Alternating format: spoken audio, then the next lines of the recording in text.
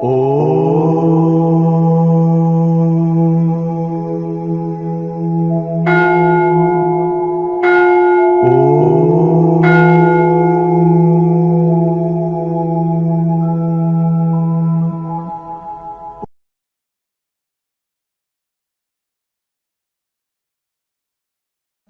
గొప్ప పండితులని పామర్లోనే మనసు ఏడిపిస్తుంది.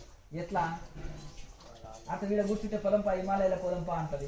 అక్కడ పోతే ఈడేం లేదు బాగుంది, శ్రీశైలం పోతే అంటే ఆడ మైకులు పడతాయి, సౌండ్స్ వస్తున్నాయి, మన ఊర్లోనే బాగుంది కదా అంట. అంటే భక్తులకు ఒక రకమైన కోరికలు, భౌతికమైన వాళ్ళకు ఒక రకమైన కోరికలు. అర్థం కదా. ఈ హైదరాబాద్లో ఏం శాలరీ వస్తుంది, పోదంపా, అక్కడ బెంగళూరు కోదంపా, అది బొంబాయి కోదంపా, ఢిల్లీ పోదంపా, లేకపోతే అది దుబాయ్ పోదంపా, లేకపోతే అమెరికా పోదంపా అంటారు. ఆడ ఎన్ని కష్టాలు ఉన్నావో వాడికి మనకు తెలియదు. అర్థమైంది కదా. ఎక్కడ ఏమీ లేదు. అర్థమైంది కదా. అంటే వీళ్ళకి ఒక రకమైనది, వాళ్ళకు ఒక రకమైన కోరికలు ఉంటాయి. ఇంట్లో ఏమీ లేదు. అందుకని మనసు అందరిని ఆడిస్తుంది కనుక మనసు చెప్పినట్టు మనం వినొద్దు, లోపల బుద్ధి చెప్పినట్టు వినాలి. మనసుని ఖాళీగా పెట్టొద్దు. డ్యూటీ చేయాలి, డ్యూటీ నుంచి వస్తే సాధన చేయాలి. ఇంక రెండిట్లోనే బిజీ చేసేయాలి మనిషిని. ఇంకా అప్పుడు నీకు ఆలోచనలు ఏమున్నాయి? ఋషులంతా ఇంతే బిజీగా ఉంటారండి. వాళ్ళు సాధనలో బిజీ అవుతారు, లేదంటే సేవలో బిజీ అవుతారు. ఈ రెండిట్లో బిజీ అవుతారు ఋషులు, సాధన లేదా సేవ. ఇంకా అవధూతలు తనలో తాను ఉంటాడు, ఏది పట్టించుకోడు. హిమాలయాల ఋషులు కూడా సాధనలో బిజీ అయిపోతారు అంతే. ఇంకా వాళ్ళ పనులు వాళ్ళు చేసుకుంటారు బయటకు వస్తే. అట్లా దీన్ని చిత్తాన్ని గాలి పెడితేనే ఇంకా దారం దిగిన గాలిపటం దాకా అర్థమైంది. దారం దిగితే గాలిపటం ఏం చేస్తుంది? అది ఎక్కడ వెళ్తుందో తెలియదు. ఎక్కడ పడితే ఇడవబడుతుంది గాలికి. వచ్చేపు కంప మీద, కొంతసేపు పెంట మీద, కొంతసేపు గాలిలో, ఎక్కడ ఇడవబడుతుందో అది తెలియదు. కానీ మనసు కూడా మనం రిమోట్ లేని టీవీ లాగా అయిపోతుంది మన పరిస్థితి. బ్రేకులు లేని బండి లాగా అయిపోతుంది. బ్రేకులు లేని బండి ఎట్లుంటుంది? ఇక కంట్రోల్ ఉంటుందా? రిమోట్ మన చేతిలో పెట్టుకోవాలి మనసుది. అట్లా బుద్ధే రిమోటు, బుద్ధి ద్వారా కంట్రోల్ చేయాలి మనసుని. అలాగే బ్రేకుల ద్వారా కంట్రోల్ చేయాలి. బుద్ధే బ్రేకులు, బ్రేకులాగా మనసుని కంట్రోల్ చేయాలి. బండిని బ్రేకులతోటి కంట్రోల్ చేసినట్టు మనసుని కూడా బుద్ధి ద్వారా కంట్రోల్ చేయాలి. విచారం ద్వారా కంట్రోల్ చేయాలి. దానికి బ్రేకులు ఏడు ఉన్నాయి స్వామి అన్నారు. విచారణే బ్రేకులు.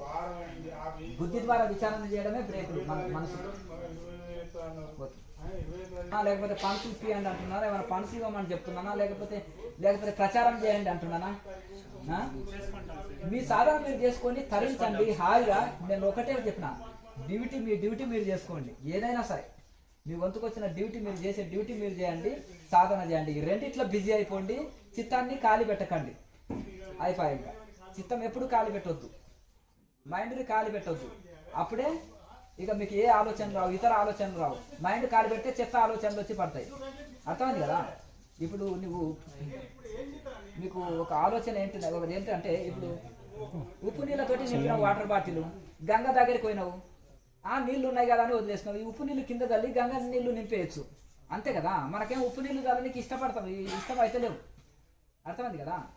మరి గంగ నీళ్ళు కావాలంటే ఉప్పు నీళ్ళు తల్లేసి గంగ నీళ్ళు నింపుకోవాలి. ఇంకా ఖాళీ లేదు అందులో, ఇంకా మన ఉప్పు నీళ్ళకు. అట్లా దీన్ని చిత్తాన్ని ఖాళీ ఉంచకుండా సాధన ద్వారా బిజీ చేయాలి, పని ద్వారా బిజీ చేయాలి.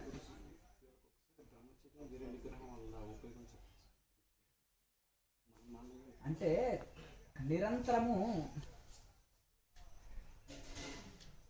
బ్రహ్మచారులైన ఋషుల పరాక్రమము, ఋషుల గొప్పతనాన్ని మనము రోజు విచారణ చేయాలి. హనుమంతుడు ఎంతటి పరాక్రమవంతుడో లాంగ్ జంప్ చేశాడు సముద్రానికి. ఏమి కోకోకోలా తాగా? అర్థమైంది కదా. బ్రహ్మచర్య శక్తి, యోగ బలము. కొండనెత్తుకొచ్చాడు. చెట్టుదేమంటే గట్టుని తెచ్చాడు. గట్టు అంటే కొండ, పర్వతాన్ని. చెట్టుదేమంటే గట్టుని లేపుకొని వచ్చాడు అనువాతము గాలిలో. అర్థమైంది. మనం స్టూల్ కూడా లేపలేము, పెద్ద ఇనుప స్టూల్ అయితే. మరి అట్లా ఎట్లా అంటే ఆ యొక్క యోగ బలము. మరి ఆ యొక్క వాళ్ళు ఆ ఋషులు ఉన్నారనుకో, కొంతమంది గృహస్థ ఋషులు గృహస్థ బ్రహ్మచర్యము పాటించారు. అలాగే ఇప్పుడు నారదుడు, గొప్ప గొప్ప వాళ్ళు, చాలా గొప్ప వాళ్ళు వీళ్ళు. అలాగే భీష్ముడు చూడండి, వృద్ధాప్యంలో చాలా వృద్ధుడు, 3 తరాలను చూశాడు ఆయన.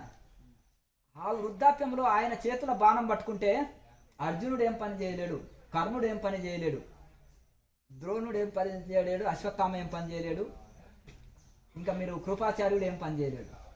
ఆయనలో పరాక్రమం అంత ఉంది. అర్థమైంది కదండి. అంత ఇది వాళ్ళు సింహం లాంటి వాళ్ళు. అర్థమైంది కదా. ఇప్పుడు 1,00,000 మంది చేయలేని కార్యం ఒక వివేకానంద స్వామి చేసిపోయాడు 9 సంవత్సరాల్లో. జస్ట్ 9. మనకు ఒక 100 సంవత్సరాలు ఆయుష్నా చేయలేము. స్వామి దయానంద సరస్వతి అన్ని వేదాలని ట్రాన్స్లేషన్ చేసి వేదాలని చక్కగా రాసి ప్రపంచం అంతా వ్యాప్తి చేసి కులం మతము మనం నిర్మించుకున్నవి ఇవి అజ్ఞానులు చేసే పని. కులం లేదు మతం లేదు, ఉండేదంతా ఒకటే దైవ కులం. అర్థమైంది కదా. వేదం అనేది కులం మతం కాదు, అది ధర్మము. అందరు ఆచరించదగిన ఆచరణ ధర్మం ఇది. అందరు చదవచ్చు, ప్రతి ఒక్కరే చదవనే లేదు, ప్రతి ఒక్కరు వేదం చదవచ్చు అని అన్ని వేద పాఠశాలలు గురుకులాలు స్థాపించి కులమతాలకు అతీతంగా ఆయన నిరూపించారు. నారాయణ స్వామి కేరళలో ఎంత గొప్పగా ప్రచారం చేశాడు, ఒకే దేవుడు ఒకే జాతి ఒకే మతం అని. దాన్నే గాంధీజీ కొంత అమలు చేయడానికి వివేకానంద స్వామి ఇన్స్పైర్ అయ్యారు. కేరళ రాష్ట్రం అంతా మహానుభావుడు ఏడ చూసిన ఆయన గుడి ఉంటుంది. మరి అంత మంచి సేవ చేశాడు నారాయణ స్వాముల వారని. అట్లా ప్రపంచంలో ఎందరో గొప్ప గొప్ప వాళ్ళు కూడా వాళ్ళు ఎందుకంటే సింహం ఉంది, ఎందుకంత పరాక్రమం ఉంది సింహంలో అర్థమైందిగా. 3 సంవత్సరాలకి ఒకసారి అది సంతానోత్పత్తి కోసము సంపర్కం చేస్తుంది, తర్వాత బ్రహ్మచర్యం కలిగి ఉంటుంది. అదే ఏనుగుకు నిగ్రహ శక్తి తక్కువ. అర్థమైంది కదా. ఏనుగుకు నిగ్రహ శక్తి ఉండదు, అందుకని అంత పెద్ద ఏనుగు కూడా సింహాన్ని చూస్తే భయపడుతుంది. సింహం కళ్ళలోకి వస్తే చనిపోతుంది. సింహం గాండ్రించిందంటే అది 100 కిలోమీటర్లు పారిపోతుంది ఏనుగుల గుంపు. అది సింహానికి నెలకొకసారి తింటుంది, అది మళ్ళీ అది తిండిపోతు కాదు. అర్థమైంది కదా. కనుక ఆ విధంగా అందుకని మితాహారం ఉంటుంది దాని దగ్గర, ప్లస్ ఇంకొకటి బ్రహ్మచర్య శక్తి ఉంటుంది సింహం దగ్గర. అదే కనుక ఆనాడు పూర్వకాలంలో కూడా గొప్ప గొప్ప ఋషులు కూడా ఆ విధంగా అంత ఎన్నున్నాక ఎండ వాన చలి ఆకలి దప్పి తిండి తిప్పలు లేకుండా వాళ్ళు అలా జీవించగలిగారు. అట్లా వాళ్ళని ఇన్స్పైర్ అవ్వాలన్నమాట. శంకరాచార్యుల వారు మరి 32 సంవత్సరాల్లోనే జగద్గురు అనుకున్నాడు. జగద్గురు అనిపించుకున్నాడు. 16వ ఏటనే భారతదేశంలోని పండితులని అందరినీ గొప్ప గొప్ప వాళ్ళం అనేటోళ్ళని అందరినీ ఓడించారు 16వ ఏటనే. 4వ ఏట పంతులకే పాఠాలు చెప్పాడు. మరి ఎట్లా అంటే అది మరి అలాగే ఈ విధంగా మరి ఇలా చెప్తూ పోతుంటే ఎందరో మహానుభావులు వీళ్ళందరూ కూడా అంత బ్రహ్మచర్యం పాటించారు, ఆహార నియమం పాటించారు, యోగం చేశారు, తపస్సులు చేశారు. దానివలన ఆ శక్తి పొందారు. మేము గృహస్థులం కాదండి, మేము ఎట్లా అని అంటే గృహస్థ బ్రహ్మచర్యం పాటించవచ్చు. భార్యాభర్తలు సాధకులు అయ్యింటే ఒక నిర్ణయానికి వచ్చేసి ఇద్దరు చర్చించుకోవచ్చు. అందుకనే కుటుంబంలో అందరూ సాధకులు అయితే సమస్య ఉండదు. భార్యాభర్తలు సాధకులు అయ్యింటే ఏ సమస్య ఉండదు ఇంట్లో. కాకపోతే ఒకరు సాధకులు అయ్యి సాధన చేస్తుంటే మిగతా వాళ్ళు ఆటోమేటిక్గా మలుతారు, ఈ వైపు వస్తారు, ఏమి ఇబ్బంది లేదు, సమస్య లేదు. మనని వాళ్ళు గౌరవిస్తారు, వాళ్ళ మాటని మనం గౌరవిస్తాము, ఇవన్నీ ఉంటుంది. కనుక ఈ విధంగా మీరు దానికి సంబంధించిన దానివల్ల లాభాలు ఏంటిది బ్రహ్మచర్యంతో, అది పాటించకపోతే నష్టాలు ఏంటిదని విచారణ చేయాలి. దానికి ఉప్పు కారాలు తగ్గియాలి, మసాలా వస్తువులు తీసుకోకూడదు, ఉల్లిపాయ వాడకూడదు, అల్లం బాగా వాడవచ్చు, ఏమి ఇబ్బంది లేదు. జీలకర్ర మెంతులు ఇవి ఉంటాయి కదా కొన్ని మసాలాలు, ఇవి వేసుకోవచ్చు సహజమైనవి కూరల్లో. తర్వాత మితాహారం తీసుకోవాలి, సాధన చక్కగా చేసుకోవాలి. మీరు తింటే బలం అంటున్నాము, యోగంతో బలం, యోగమే బలం అని మేము అంటున్నాం. అర్థమైంది కదా. తిన్న దానికంటే బలము యోగమే ఎక్కువ బలం. అట్లా మొదలు ఆహారమే బలము శరీరానికి, తర్వాత యోగమే బలంగా మారిపోతుంది. మాణికేశ్వరి మాత తినదు, మరి అన్ని పనులు చేసుకొని అంతా చేసి అంత బోధనలు చేసి అంతా ఇవి చేసుకోవడానికి ఎట్లకెళ్ళి వస్తుంది శక్తి? ఆమెకి యోగమే బలమైంది. ప్రహ్లాద్ జానీ బాబా ఉన్నాడు, ఆయన 96 సంవత్సరాలు ఏమీ నిరాహారిగా ఉన్నాడు. అర్థమైంది. మోడీ కూడా ఆయన గురువే. మోడీ కూడా ఆయన శిష్యుడే. గుజరాత్లో కదా, అక్కడ ఈయన ఉండేది గుజరాత్లో. ఈయన వెళ్ళేవాడు, అప్పుడప్పుడు వెళ్ళి పోయి కలిసేవాడు. ప్రతి సంవత్సరము నవరాత్రుల్లో ఆయన అంబాజీ వెళ్ళేవాడు. అంబాజీ అంటే అమ్మవారు గుజరాతీ భాషలో. అది రాజస్థాన్ గుజరాత్ బార్డర్లో ఉంటుంది, మౌంట్ ఆబూ దారిలో. ఆయన నవరాత్రులు పాటించేవారు. లాస్ట్ రోజు వెళ్ళి అమ్మవారిని దర్శనం చేసుకొని ఉపవాసాన్ని విరమించేవాళ్ళు మోడీ సాబ్. మరి ఆయన ఈ యొక్క ప్రహ్లాద్ జానీ గారి మాతాజీ స్వామి అంటారు ఆయనని, వారిని దర్శనం చేసుకొని ఆశీర్వాదం తీసుకొని మళ్ళీ వెళ్ళిపోయేవారు. అట్లా మరి ఎట్లా వారికి యోగమే బలంగా మారింది. సత్యనారాయణ బాబా ఉన్నాడు ఛత్తీస్గఢ్ రాష్ట్రంలో, మరి ఆయన నిరాహార యోగి. మనం తింటేనే బలం అంటున్నాం, మరి ఆయన యోగమే బలం కదా ఆయనకి. అట్లా ఇలా చెప్తూ పోతుంటే చాలా మంది ఉన్నారు, చాలా మంది. వీళ్ళేమో సమాజంలో కనిపించిన వాళ్ళు అనమాట. సమాజంలో కనిపించకుండా చాలా మంది ఉన్నారు. నేను శ్రీశైలంలో ఒక సాధువుని అడిగిన, తమిళనాడు సాధువు. నేను మా ఊరిని వదిలినా మళ్ళీ తిరిగి మా ఊరు సైడ్ తలబెట్టి కూడా పడుకోలే, నేను అక్కడ పోవాలని కోరిక వస్తుంది. తమిళనాడు సైడ్ తలబెట్టి కూడా పడుకోలే అంటాను. ఓసారి వదిలినంటే ఇంకా మళ్ళీ వెళ్ళలే అంటాడు. ఇంకా ఆయన యాత్రలు తిరుగుతూ ఇలా అలా వెళ్తాడు. ఆయన ఉదయం ఒక ఛాయ్, సాయంత్రం ఒక ఛాయ్ అంతే తీసుకునేది.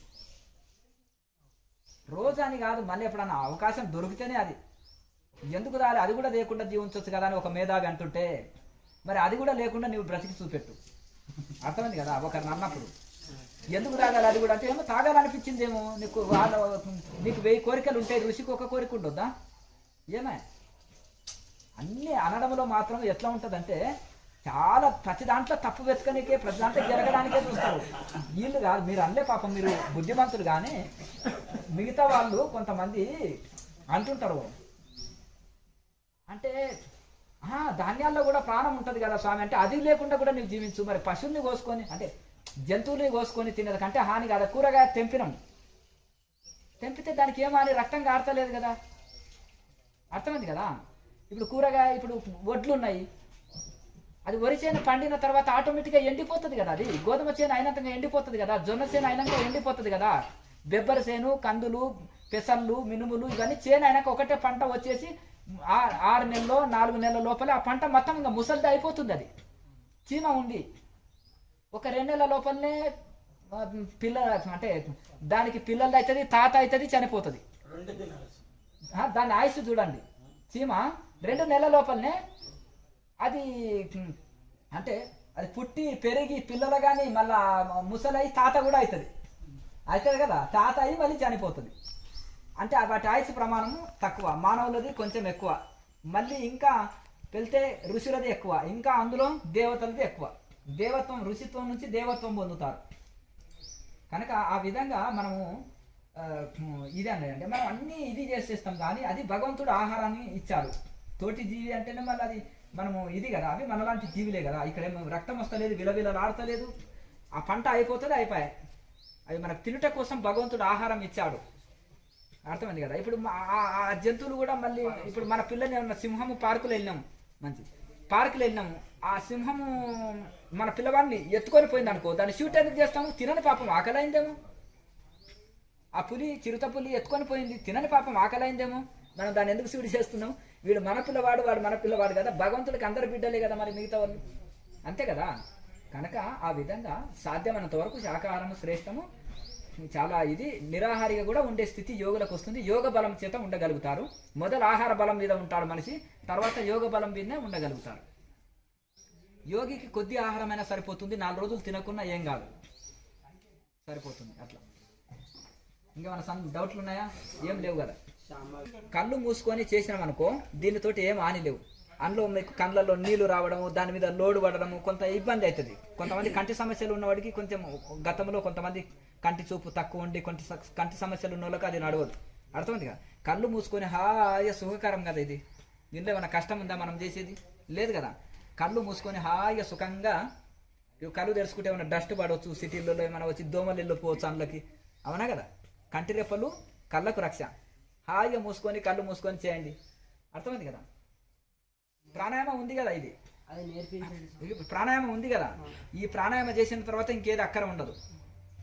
ప్రాణాయామం చేస్తున్నాం కదా, ప్రాణాయామం చేసినప్పుడు ఇంకేం అవసరం ఉండదు. కళ్ళు మూసుకొని ప్రాణాయామం చేయండి, తర్వాత జ్యోతి ముద్ర, తర్వాత మెడిటేషన్ చేయండి, అయిపోయి సాధనని మెల్లగా క్రమంగా మెల్లగా పెంచుకోండి.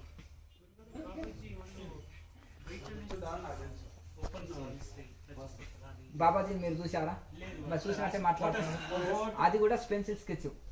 అర్థమైంది కదా. ఒరిజినల్ బాబాజీ రియల్ ఫోటో కాదు అది. అర్థమైందా? బాబాజీకి రియల్ ఫోటోనే లేదు. అర్థమైంది కదా.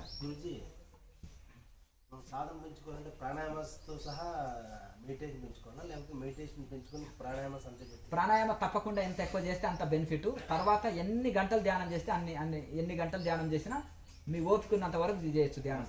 కనీసం 1.5 hour 1 hour అన్న ప్రాణాయామం చేయాలి, కనీసం తక్కువలో తక్కువ. తర్వాత ఎన్ని గంటలైనా ధ్యానం చేసుకోవచ్చు.